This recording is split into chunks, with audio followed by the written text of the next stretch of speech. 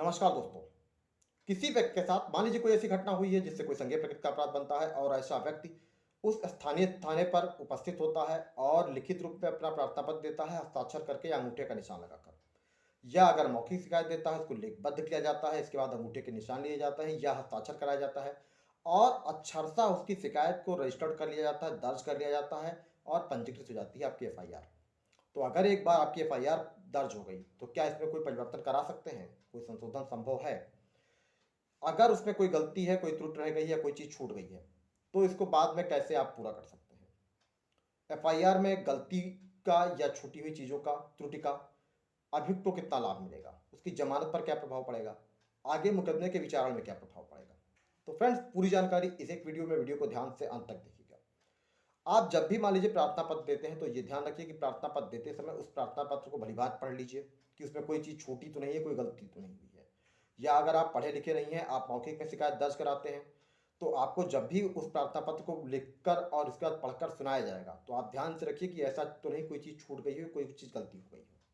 क्योंकि एक बार आपकी जब एफआईआर पंजीकृत हो जाएगी तो उसमें कोई संशोधन नहीं किया जा सकता है, कोई अमेंडमेंट परिवर्तन नहीं हो सकता है। तो ये चीज़ ध्यान रखिए कि प्रार्थना पत्र देते समय हमेशा ध्यान रखिए कुछ बातों का कि उसमें कोई त्रुटि ना होने पाए, क्योंकि त्रुटि का परिणाम कहीं ना कहीं अभियुक्त को थोड़ा सा लाभ तो पहुंचा सकती है। और सबसे पहला लाभ उसको मिल सकता है जमानत में, क्योंकि जमानत में अगर आपने एफआईआर में कोई चीज़ दर्ज कराई है और बाद में जब इन्वेस्टिगेशन शुरू होती है 161 सीआरपीसी में बयान होता है, उसमें कुछ चीज़ें अलग से आती है, तो ये माना जाएगा कि दोनों में कॉन्ट्राडिक्शन है। या 161 के साथ साथ अगर किसी महिला के साथ अपराध हुआ है, रेप हुआ है या सेक्सुअल असॉल्ट हुआ है, तो 164 का भी बयान होगा। और अगर इसमें कॉन्ट्राडिक्शन होता है तो उसमें एक्यूज को थोड़ा सा लाभ मिलने की संभावना बनी रहती है।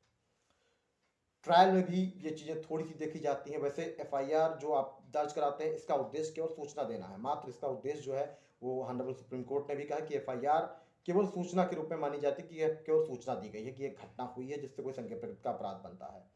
साक्ष्य में केवल इसका इतना ही उपयोग है।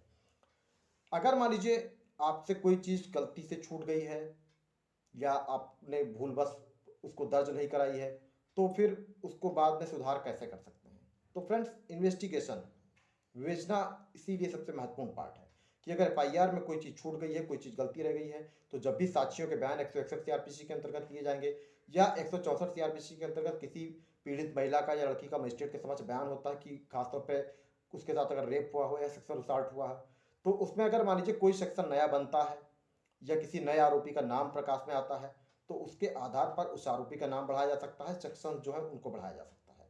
क्योंकि एफआईआर केवल सूचना मात्र है और इन्वेस्टिगेशन महत्वपूर्ण पार्ट है कि विवेचना में ही ये सारी चीज़ें निकल के आती हैं कि कोई चीज़ें घटना है या बढ़ना है। मान लीजिए अगर कुछ चीज़ें छूट गई थी तो वो फिर आगे जाके ऐड हो सकती हैं, या अगर मान लीजिए कुछ आपने गलत दर्ज करा दिया है तो उसमें सुधार कहीं ना कहीं जब साक्षियों के बयान होते हैं तो ही उसमें होता है। इसलिए ये ध्यान ध्यान रखिए फिर भी कि एफआईआर दर्ज कराते समय जब भी आप अगर एफआईआर की कॉपी मतलब जो प्रार्थना पत्र देते हैं तो कहीं ना कहीं उसको ध्यान से पढ़ के ही दर्ज कराइए, क्योंकि उसका लाभ थोड़ा सा एक्यूज को बेल में मिल सकता है। ट्रायल में ज़्यादा संभावना नहीं होती है, क्योंकि ट्रायल में जो पढ़ा जाएगा वो है 161 सीआरपीसी का बयान। अगर 164 सीआरपीसी का बयान है तो वो चीज़ें कोई डॉक्यूमेंट्री एविडेंस है या कोई अन्य मान लीजिए साक्ष्य है तो उसको देखा जाएगा। लेकिन फिर भी महत्वपूर्ण बिंदु यह है कि प्रार्थना पत्र हमेशा देते समय सतर्कता बरतिए, अन्यथा आपको नुकसान होने की संभावना रहेगी। क्योंकि कॉन्ट्राडिक्शन अगर होता है एफआईआर और 161 164 में तो इसका लाभ एक्यूज को मिलना तय रहता है, खासतौर पे जमानत में।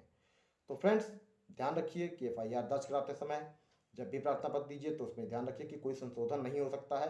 आप आगे चल के केवल विवेचना में इसमें थोड़ी सी चीज़ें बदली जा सकती हैं। तो अगर आपको ऐसे जेन्यून लीगल कंटेंट देखने हो तो वीडियो को लाइक करें, चैनल को सब्सक्राइब करें, ताकि आगे भी आपको ऐसे जेन्यून लीगल कंटेंट देखने को मिलते रहें। Thank you.